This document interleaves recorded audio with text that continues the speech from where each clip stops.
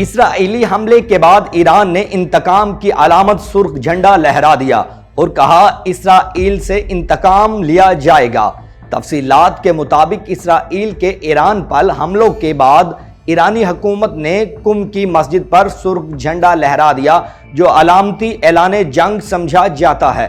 اسرائیل کے ایران کے جوہری اور فوجی مقامات پر حملے میں آرمی چیف اور پاسداران انقلاب کے سربراہ سمیت 2 سینئر جوہری سائنسدانوں کی شہادت کے بعد یہ قدم اٹھایا گیا ہے۔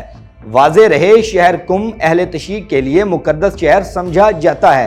اس کی مشہور جمکرن مسجد پر جھنڈا لہرانے کی ویڈیو ایرانی پریس ٹی وی کے ایکس اکاؤنٹ پر شیئر کی گئی ہے۔ واضح رہے کہ ایران میں سرخ جھنڈا ایک انتہائی علامتی اور تاریخی اہمیت کا حامل نشان ہے، خاص طور پر شیعہ اسلامی روایات اور ایران کی انقلابی علامتوں میں۔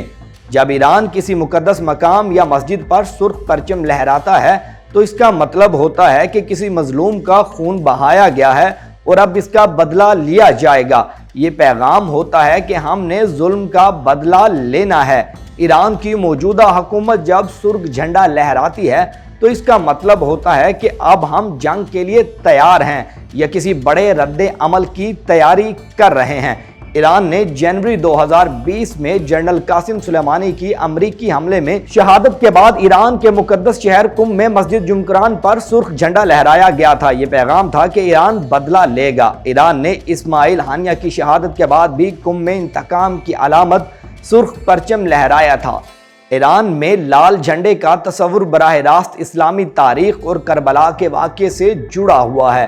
روایتی طور پر لال رنگ کو خون، شہادت اور انتقام کی علامت مانا جاتا ہے۔ یہی وجہ ہے کہ جب بھی ایران میں لال پرچم لہرایا جاتا ہے تو وہ محض ایک رسمی کارروائی نہیں بلکہ ایک عقیدت اور اقدام کا اعلان ہوتا ہے۔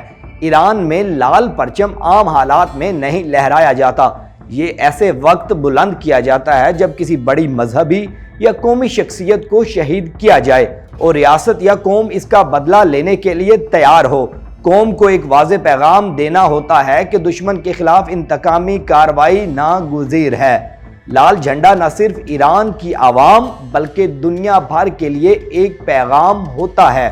یہ بتانا ہے کہ ایران خاموش نہیں بیٹھے گا اور اگر اس کی خود مختاری یا مقدسات پر حملہ ہوا تو وہ مذہبی، جذباتی اور عسکری سطح پر جواب دینے کے لیے مکمل طور پر تیار ہے۔ جب لال پرچم بلند ہوتا ہے تو وہ ایران کے سیاسی اور مذہبی حلقوں میں اتحاد کی علامت بھی بنتا ہے۔ عوام، حکومت، علماء اور افواج سب اس علامات کے گرد متحد ہو جاتے ہیں، گویا قوم ایک مقصد پر متفق ہو گئی ہو: بدلہ، مزاحمت اور بقا۔ ایران میں لال جھنڈا ایک غیر معمولی علامت ہے جو دنیا کو یہ باور کرواتا ہے کہ مظلوم کا خون رائیگا نہیں جائے گا اور ظلم کے خلاف خاموشی اختیار نہیں کی جائے گی۔ یہ پرچم ایک جذباتی، دینی اور سیاسی پیغام ہوتا ہے۔ جب تک ظلم باقی ہے، مزاحمت جاری رہے گی۔ یاد رہے کہ ایران نے آج سرخ جھنڈا اپنے چیف آف آرمی سٹاف اور 6 سائنسدانوں کی شہادت کے بعد لہرایا۔ یہ حملہ 13 جون 2025 کو اسرائیل کی جانب سے کیا گیا۔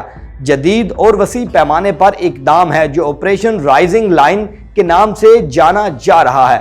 اسرائیل نے ایران کے نیوکلیر پروگرام، بیلسٹک میزائل تنصیبات اور سخت سیکیورٹی کے حامل علاقوں پر حملے کیے تاکہ ایران کی ایٹمی اور فوجی صلاحیتوں کو ناکارہ بنایا جا سکے۔